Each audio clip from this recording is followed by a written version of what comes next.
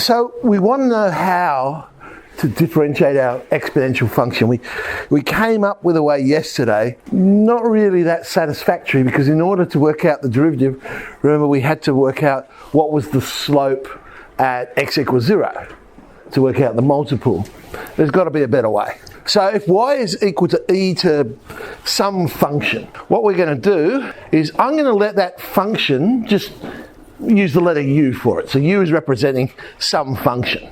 So now y is equal to e to the power of u. Now why did I do that?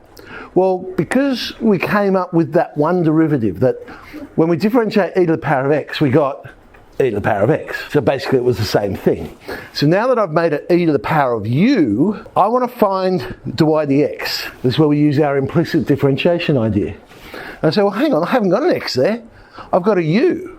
So if I differentiate e to the power of u with respect to u, and then multiply by du dx. So differentiate e to the power of u with respect to u. Well, that's going to be e to the power of u. Differentiate u with respect to x. Well, we said u was just some function of x that we, at this stage, don't know what it is. But if I differentiate it with respect to x, I'll get f dash x, whatever the derivative of that function happens to be. But if I now substitute back in for u, I've come up with a formula. F dash x times e to the function x. So whenever we want to differentiate an exponential, this is base e. So if we have e to the power of something, we differentiate the power, that goes out the front, and then we just multiply that by e to the power of function x. Now where we've got to be careful, because remember with polynomials, we subtracted one from the power. With this, we don't. The power stays the same.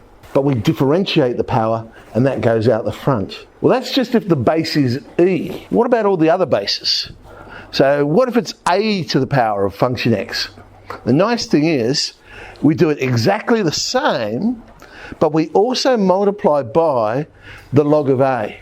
Where that comes from is that change of base formula. So rather than doing it each time, because it'll be the same pattern, we change the base to e, because we know how to do that.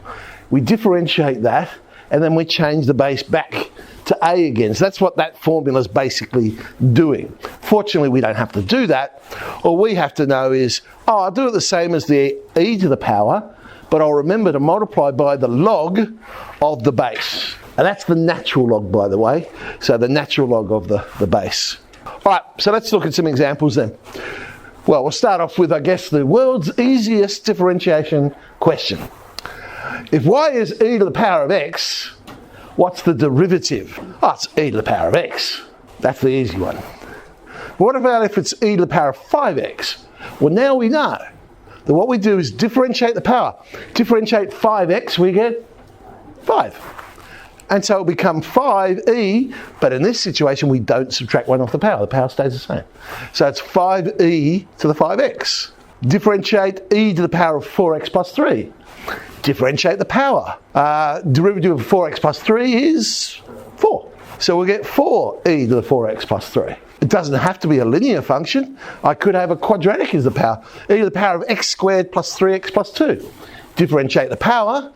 We get, what do we get there? 2x plus 3. So we'll have 2x plus 3 times e to the power of x squared plus 3x plus 2. I could answer this sort of question. Find the tangent to the curve y equals e to the power of 2x plus 1, but at the point 1, and the y value would end up being e squared plus 1. Okay, same as we did it before with polynomials. Want to find the slope of a tangent, that's where our derivative comes in handy. So let's differentiate e to the power of 2x plus 1. Differentiate 2x, we get 2. So I've got 2e to the 2x, differentiate 1, well, that's 0. So dy dx is 2e to the 2x, but remember, that's not the slope of the tangent. That's the formula that will allow us to find the slope of the tangent, which is why sometimes we call it the gradient function. We're interested when x equals 1. So when x equals 1, then the derivative is 2e squared, right? Well, it's an irrational number, but that's okay. That's just what the slope is, 2e squared. So we go to the point slope formula. Y minus the y value, e squared plus 1, is equal to the slope, 2e squared, times x minus the x value, 1. And I'll put it in general form. It's a bit strange because we're used to seeing nice, neat numbers. Well, we're still seeing numbers. They're just not nice, neat ones now. They're irrational ones.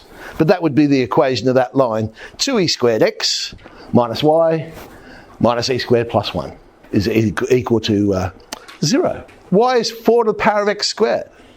You'll notice when I've written my answer there, I put the log 4 in parentheses.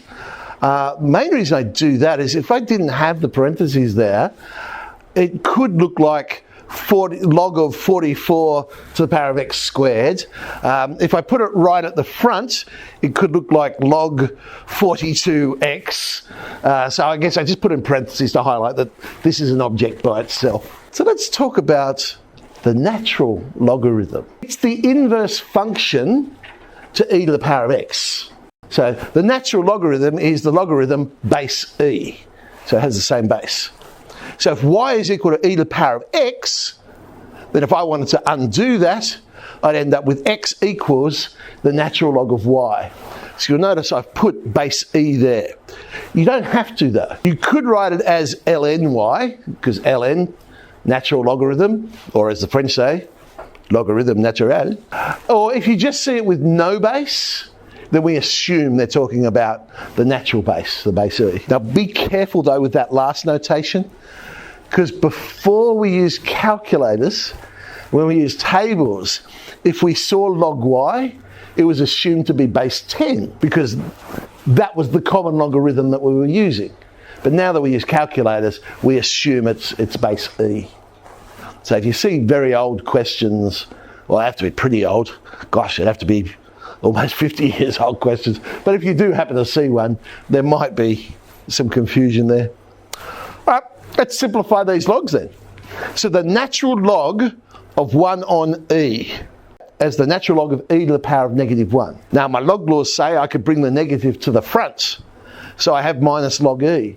But now log e is going to equal 1 because e is the base. So remember we said log a base a was always equal to 1. So the answer to that one is negative 1. E to the power of 2 log 3. This will cancel down, but I need to get that 2 inside the log. So it'll become the log of 3 squared. But now I have e to the power of the natural log. Again, they will cancel each other out because they're inverses. I'm left with 3 squared, which is 9. Oh! Whoa, look at all that.